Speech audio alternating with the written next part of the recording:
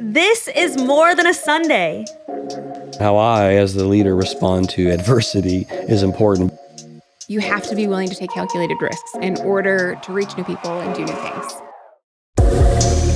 Welcome to the podcast. This is episode 3 of the More Than a Sunday podcast. Today, we're wrapping up a little mini-series all about our greatest fails in ministry. My name is Allie Evans. I'm the social media and online coordinator here at Faith Church. I'm joined by Scott Mattingly. Hi, Scott. How are you? Hello, I'm fine. And also joined by Amy. Amy, I'm glad you're here. I'm happy to be here. Thanks, Allie. Well, today we're talking about our epic fails. And I did warn the guests about this topic. So I'm going to start with a little icebreaker. What is the most embarrassing moment you've ever witnessed in public? Well, many years ago, I was downtown Chicago shopping at the Merchandise Mart.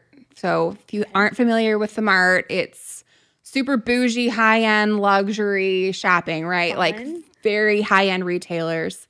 And it's also very clean, right? So you've got just wide open spaces, super high polished surfaces, lots of just plate glass windows for these storefronts. Yeah. Well, I'm in a store and I see someone just very confidently walking to exit the door, but they missed the opening and just Well, that's great. full speed right into the plate Wow. glass. Oh. So, yeah, it was pretty embarrassing. What did they do? Yes. They kind of shook it off and just skirted, but It was probably me. I think it might have been. It could have been. It sounds like Could have something I been. would do. Very embarrassing. What about you, Scott? What's the most embarrassing moment? in Well, the public? first thing I thought of when you said that was, I'm sorry if I can't say this word on the podcast, but I once, Scott, in a prayer with students, said fart.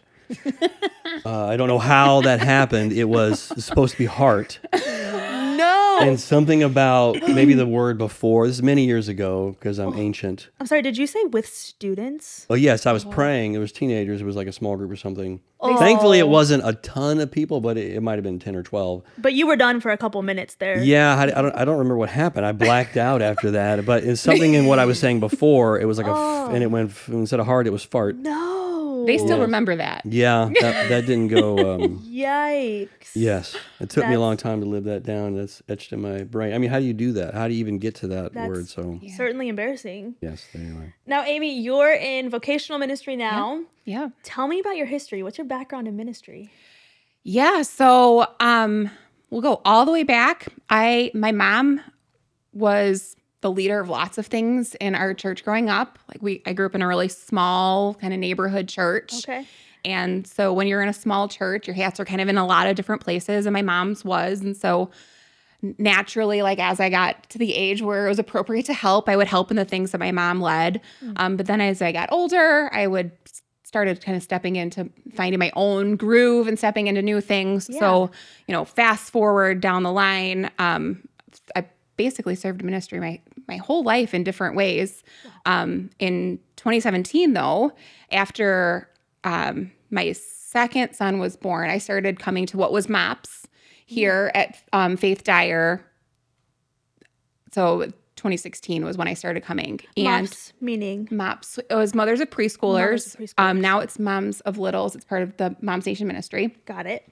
It's part of my mom's ministry. Amazing ministry. Oh, Yeah. thanks. Yeah. I mean, I don't go, but It's like an army of mothers. Yes. It's incredible. yes, I mean, I'm. It feels like an army Amazing. sometimes. So cool. So in 2017, I decided to kind of dip my toe into leadership there and kind of moved my way up, served in different ways in a volunteer role. Okay. And along the way, there were different people that would encourage me as there were staff positions that would come open at church, like, hey, you should apply for that. Yeah. You should step into that. And I had zero interest in working in ministry. Absolutely none. Nope, that's okay. Not for me. Yeah. Thanks. Really honored that you feel that way about me, but hard pass. Yeah. Not for me. 4 people and positions later, in 2022, this Moms Nation position came open, and I went home and had a conversation with my husband. I was like, all right, this has just happened too many times at this point. Yeah. I just feel like God is saying it's time to walk through the door. So in 2022, I ended up accepting a staff position in our Moms Nation ministry, which is our mom's ministry. I have a central role, which serves all of our locations. We have 13 groups currently. So over 300 moms. And don't ask me how many kids, because there's even more than that. Yeah. And then in late last year, I actually added a second role. So I serve in a dual role position where I serve on our Cedar Lake staff doing community engagement. Wow. Yeah.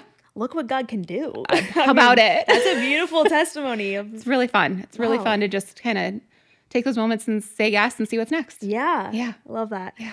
Scott, what about you? What's the history? How long? Where have you served?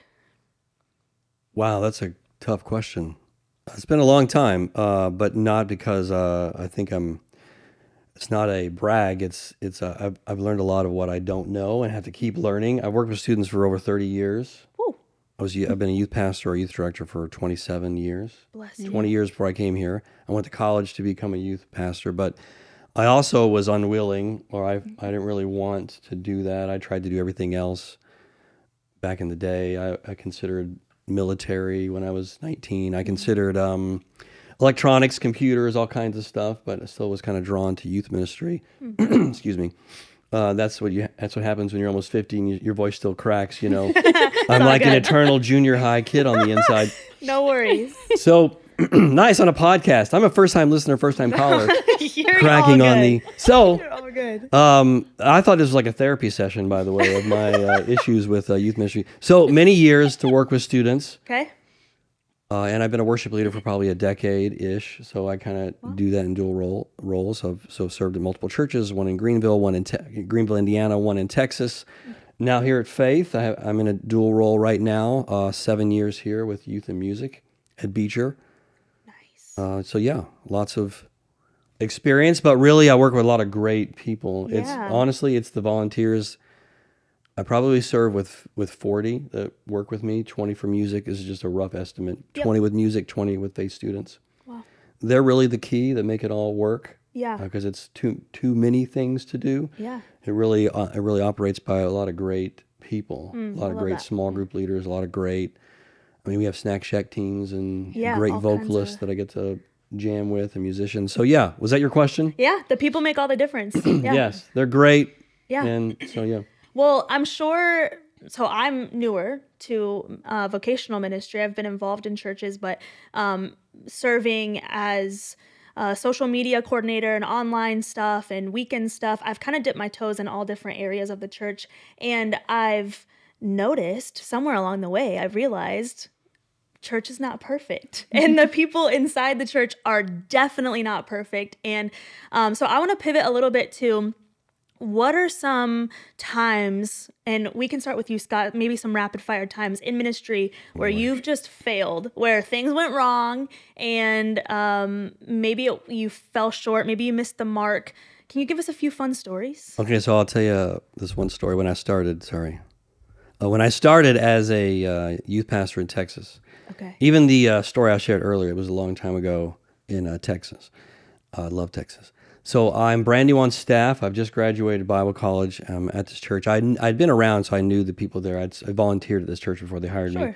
So I'm in a meeting where we're reorganizing the church, or we're talking about that, whether it's Christian education. This is a long time ago when there's like hammer and chisel is how old I am. So we are in a meeting. It's the pastor. It's there might have been an associate at that time. Not sure. Anyway, there's like an elder. There's a deacon. There's Okay. the children's Leadership pastor. team. There's a receptionist. Anyway, so now for some reason, I'm the one writing on the board.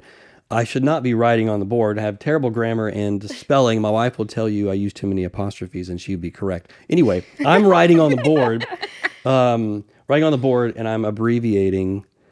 I got to say all this very carefully. Okay. I'm abbreviating different areas of leadership, like, youth pastor, YP, kids pastor, whatever. Yeah. I'm going through all those, and then I abbreviate associate pastor. I spell out the word pastor. I don't spell out the word associate. On the And whiteboard on in the front of the white- leadership team. That's all I'll say. Hopefully you get that. And now it's funny. But I'm brand new. I'm a kid. I was mortified. At what point did you realize what you had written? Right as the pastor walks up to the whiteboard to wipe it out. So he was there to help you out? Yes. Okay. And we've laughed about that since. But yeah, that was an early, if you're talking about a funny story. I've also left, rapid fire, I've also left a kid. I have church van stories. I've, on an activity, left a kid. Don't we all? What's up with the church And while we're driving, this kid is just running. You know, it was a girl too. This girl is running, and you left a girl behind. Well, but then I stopped. I didn't keep going. Okay, I'm glad. How far Yes, did you get? Parents that pay me to keep going. Sometimes I'm just kidding. That was only a joke. You didn't get too far away. So I didn't from her. fully leave her, but that's everybody's got to leave a student story, right? If you Oh, leave their man. student. There's a couple. Wish we wouldn't, but happens all the time. I got more, but there's a couple. Wow. What about you, Amy? Give me some stories. How you failed. Well, I'll start with a fun one. Since Yeah. Scott's sharing fun ones. So it was actually earlier this year. Okay, so recent. So very recent. Faith Church talks a lot about relationships, right? Like we value relationships, and Moms Nation doubles down on that. Like you'll see our shirts this year say wanted, needed, loved, and seen on the back of them. Like we want people to feel included and known and like they belong. And I was at a leader event, and I'm at the registration table. I'm checking in all of our leaders. It was kind of chaotic. There was a lot going on. And one of our longtime leaders, someone that's not new, someone who I also coincidentally serve on a committee with at our children's school. Okay. So like someone I know, You know right? very well, yeah. She walks through the doors, and I just completely lose her name. No. 100% like Blank. Nothing. deer in headlights. No. Had to like, I'm so sorry. Like, it's What is been her a name? really long day, but I'm like, what's your name? Did she receive that? She did. Oh, good. She laughed about it. I was like, I know you. Like we had been in a meeting together earlier that week. Like I very clearly knew her, but it's just a big fail. Yeah, sometimes people catch you off guard. It just, sometimes it's a lot. Sometimes a lot. That's hard. So, yeah. Wow. I've messed up names many times. Oh yeah, I don't know We all names. do it. I blank on names, but I can do too. usually kind of skate my way around it a little bit. Yeah. Dude, This, I was locked in like, into how a are situation. ya, friend? I've so Like I done had that. to check her name off a list. Like there was no way around it. no getting around it. Ooh. No getting around it. That's Yeah. a fail Yeah, for sure. Yeah, for sure. All right, sure. Scott, coming back to you. Yeah. What are some bigger times when you've missed the mark, and how was God still glorified even through that? There's a lot of I have a lot of mistakes, a lot of issues, a lot of challenges. You know, I'm still working through all those. That's for a therapy podcast, like I said earlier. Another day. One that sticks out is my very first youth activity as a youth pastor in Texas. I'm supposed to be taking students ice skating, and this is a long time ago. Again, hammer and chisel. There's no cell phones, so there's no way to contact. No cell phones. I know. you Can imagine? you believe that? I That's how can't, long. actually. I'll be 50 this year. So did I say that on the podcast? Can you bleep that out? No, it's fine. It's fine. So I'm young. I'm 22, 23, whatever. Church van and a car behind us. We've filled with students. We're on our way to ice skate. We're on the interstate, and I don't know who was supposed to upkeep the van, but I think it was me. We're on the road, on the interstate in Texas, and a tire blows. And I wish that was the end of the story, but it's just the beginning. Tire blows, and I'm like, what am I going to do on the interstate? What are we going to do? What a record, one of those trucks saw us, pulled over, helped us change the tire. Everything's great. We get back on the road. Okay, We're back on the success. road. 5 minutes later, another tire blows out. Yikes. So What we are get, the odds? What are the odds? Who was in charge of the van? I think it was me. So now we're stuck. The same guy who saw us, again, it's a blessing. But now there's not more than one spare tire in the van. We're toast. So I don't know what to do. Like, this is my first experience in adaptability as a youth pastor or youth director. There's a restaurant up the road. I see El Phoenix. So I put a plan B and C in action, and we stuff all the kids, as many as we can, into the car. Unsafe, by the way. They drive to El Phoenix, and me and the high school, we're going to walk. But it is way farther than I thought from a first glance. We're trekking through the grass around people's houses. and it starts raining on us. It starts pouring. And then we didn't realize there's a giant fence in the way. So me and the high school students are in the rain, walking at dark, climbing fences to get to this restaurant. No way. El Phoenix, we get there. There's no cell phones. I'm paying for the meal. I just broke the van. It gets sent back, and I think I'm totally getting fired for this one. Those kids love that activity and talked about it for years. But we can talk about what we learned later. But that was a early, big mistake. Massive I didn't fail. plan well, and it was quite a. Yeah, that sounds like a disaster. A little It was a complete disaster. I think this is my first and last activity as a youth pastor in Texas. Wow. So tell me how you felt in that moment. Worried about the kids. How in the world are we gonna? Am I gonna explain this to anybody? What? It's again. I was really young. I look back and laugh, and it's funny. I'm thinking, wow, I have failed on many levels here, and I never saw the fence that we have to climb. We had to climb a fence. I thought, wow, I never have done that in youth ministry before or since. So I was mortified and thinking it was my last. Yeah. So then looking back on it, how was God still glorified through that experience, through that failure where you missed the mark, but how was God still there through it all? There are practical things I learned, which I'm to be more organized, to think about the details. That's really just it's a big part of what I do now. That's good. Not that you can figure everything out, because at the same time it's adaptability. We had a plan. We figured out a plan B. So things are gonna But I happen. learned how to plan better and think more about the details kind of stuff, and also that kids have fun. You know, if your attitude, maybe that's a big one too. Yeah. You have a positive attitude and you can just roll with it. How you respond, how I, as the leader, respond to adversity is important, because we had a blast. Well, I relaxed as we went, and we just had fun, and we made it a big joke. They and, probably and then I never bought them forgot. dinner, of course, and then had to call the parents. We had a snafu. So really, parents were thankful. Yeah. The kids were okay. It all worked out, but I learned how to plan, be adaptable, and have a good attitude when things don't work. Yeah. And how bonding for those students. They never stopped talking. From that group of students all the way until they graduated, we talked about that first activity. Hey, Scott, let's go ice skating. We had this joke. I mean, climbing a fence in the rain. We were while it's never dark. going ice skating again. Yeah. So, yeah. Wow. Thanks so much for sharing that. Yeah. What about you, Amy? Well, I feel like failure is just necessary in ministry, right? Like, I think that you have to be willing to take calculated risks in order to reach new people and do new things. Yeah. I think that when we are trying those new things, we might fall flat on our face, but there's tiny successes that you can see in those things, right? Like, so as a parent, I have 2 kids in school, and one of the things that I'm trying to teach them is the idea of like failing well or failing forward. Yes. So, let's say that they come home with an assignment or a test and they get 100% on it. That's a celebration, right? Like they've done well. But let's say that they're being introduced to a new topic and they come home with a 60%. Well, a lot of people see that as a failure, right? Like 60%, not a great grade. However, the way that I look at it and the way that I've explained it to my kids is that, like, okay, you got 60% right. Like, you did well in 60%. And the things that you didn't get right, those things are evidence of learning new things and growth and moving forward. And I think that if we want to continue to move forward in ministry, like, we have to be willing to fail.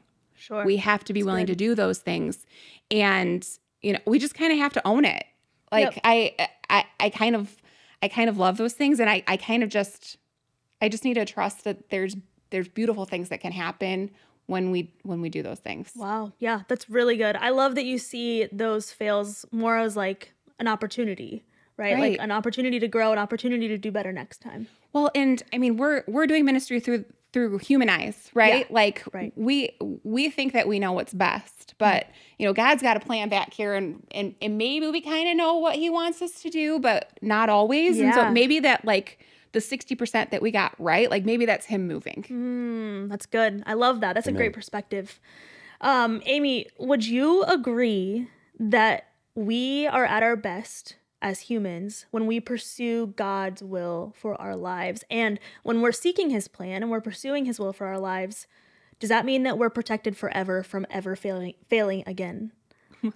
Certainly not. Definitely not. No, yes. Short answer, yes, obviously. Very, very much love that idea. And there's no doubt in my mind that things go so much better when we're living into his will, right? Like the Bible says it, right? He knows the plans that he has for us. Yep. I don't know what those plans are. I don't really even know what's for dinner tonight, if we're being completely honest. Right. He's not surprised that I stepped out of the corporate world and was a stay-at-home mom and then started in volunteer ministry and then stepped into vocational ministry. He's not surprised by any of that. Right. If you would have asked me 5 years ago if I would be working at church, the answer would have been and was absolutely not. Yeah. So when we just kind of surrender that trust like that, that's where beautiful things can happen. Yeah. That's where I really think that we see his faithfulness and see what he's able to do when we're just like, all right, I don't know what this looks like, but yeah, okay, sure, yes. Yeah. I love that once you've committed your life to Christ, that you're more pursuing this faithfulness. Yeah. You're pursuing this relationship. So I think we're going to fail either way. We're humans. Yeah. We're going to fail. We can either learn from it and see 100%. It as an opportunity to grow, or we can just allow it to push us down and degrade us to the point where we're just not doing anything anymore. Yeah. So I love that pursuing faithfulness over perfection is really where all the meaning comes in a relationship with the Lord. Yeah. What about you, Scott? What have you learned through failure? How would we grow through it? I'm sure some of our listeners, some people who are watching right now, are in the midst of the failure. How do we grow through it? The two words I thought of are humility and to learn. I've stuck in my head from maybe mentors or conferences I've gone to that it really takes failing many times, making a lot of mistakes to figure out what works in the ministry. There are things in ministry that stay the same. Relationships always matter, but there are also things that change. You don't know until you try things and you learn from it. So learning and growing is kind of a never-ending process. Somebody who's done it for a long time, I think it's a mistake to think that they always know the right way. Or I've learned to try to rely on a team of people. For faith students where I serve now, there's a lot of us, and it takes a lot, like I mentioned earlier, a lot of us. So learning to just kind of build a team. And also humility. It teaches you that you're not perfect. Nobody's perfect. Yeah. You really need that. You really have to get early on that you can't do it by yourself, and you don't have to be perfect. You're not God. No one's going to have it all figured out. Some humility can teach us how to not take ourselves too seriously and roll with stuff and be adaptable and be flexible. Yeah. And find that comfort in knowing the Lord has a plan. I've had activities, again, revolving around a van and a trip years ago in Indiana that we probably shouldn't have gone on because of the weather, but I remember I was really sick, and it was a great group of volunteers that kind of pulled us through. I learned a lot from that, just from them. I could have let them do it the whole trip. I should have not gone. I was way too sick to go on that trip. I kind of learned, they're great leaders even to this day. They still serve in where I used to serve. So sometimes you need to just let some they other were people these run new, with it. I needed to let them take it. That's a good word. I was way too sick to go on that trip, but wow. Yeah. Well, thank you so much for sharing, Amy, Scott. Thanks for your vulnerability. Thanks for having this open conversation with me. We also have a question for the viewers, for the listeners. Right now, you can comment on this video if you're watching on YouTube, or you can DM us your answer on Instagram at WeAreFaith. Our question is, when is a time in your life where you've fallen short, but God was still glorified? We would love to hear your answers and respond to them on YouTube, on Instagram. So please share those experiences with us.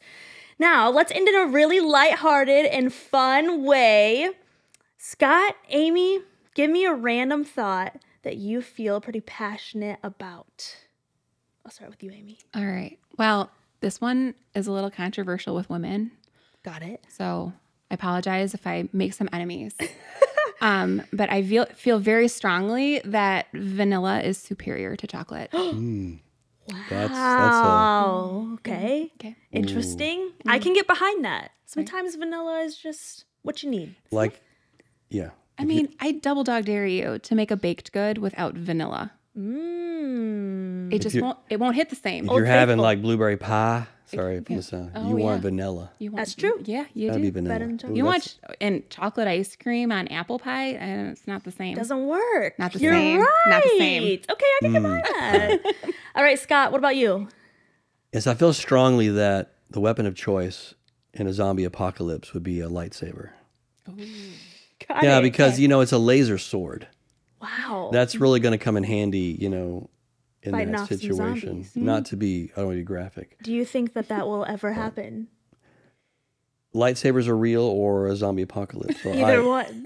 Do you think either one are real? That's another podcast. Okay. That's another podcast. I'm hooked. Yeah. I'll wait for the answer on that one. Yeah. Thanks, Scott. Yeah. I feel like nobody truly likes avocados. We always have to add something to it. You're either putting it on toast, you're adding stuff to it to make it into guacamole. Who just eats plain avocado with nothing added to it? Anyone? I mean, I do. What?